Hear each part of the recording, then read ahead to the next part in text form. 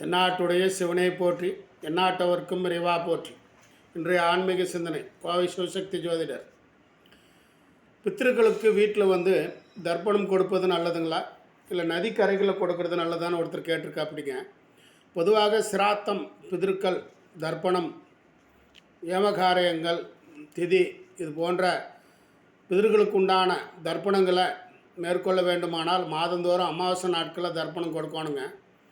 மாத பிறப்பு நாட்களில் தர்ப்பணம் செய்யணுங்க. ஒரு வருடத்திற்கு வருஷாந்தி கும்பிடணுங்க. அதாவது தவச்சம் கொடுக்கணுங்க. அதுதான் வருஷாந்தி அப்படின்னு கும்பிடணுங்க. நீங்கள் வருஷாந்திரம் கும்பிட்றதா இருந்தால் நதிக்கரைகளை வச்சுக்கோணுங்க. அந்த மாதிரி நதிக்கரைகளை வச்சு கொடுக்குறது நல்லதுங்க. பொதுவாக நீங்கள் எந்த தர்ப்பணங்களாகப்பட்ட இருந்தாலுமே நதிக்கரைகளுக்கு கொடுக்குறது அதிக புண்ணிய நிலைகளை உங்களுக்கு ஏற்படுத்தி கொடுக்கலாமா. அதனால் இறந்தவர்களுக்கு தர்ப்பணம் கொடுக்கறது நதிக்கரைகள் மட்டுமே விசேஷங்கள் கொடுக்கலாமா. மற்ற இதில் நம்ம வீட்டில் செய்கிறத பண்ணுறது அப்படின்றது பெரும் ஒரு முன்னேற்றத்தை கொடுக்காதுங்களாமா. அதனால் இந்த மாதிரி விஷயங்களை கேட்டு தெரிஞ்சு செஞ்சு போடுங்க. அனைவருக்கும் அனைத்தும் கிடைக்கட்டும். நன்றி, வணக்கம்.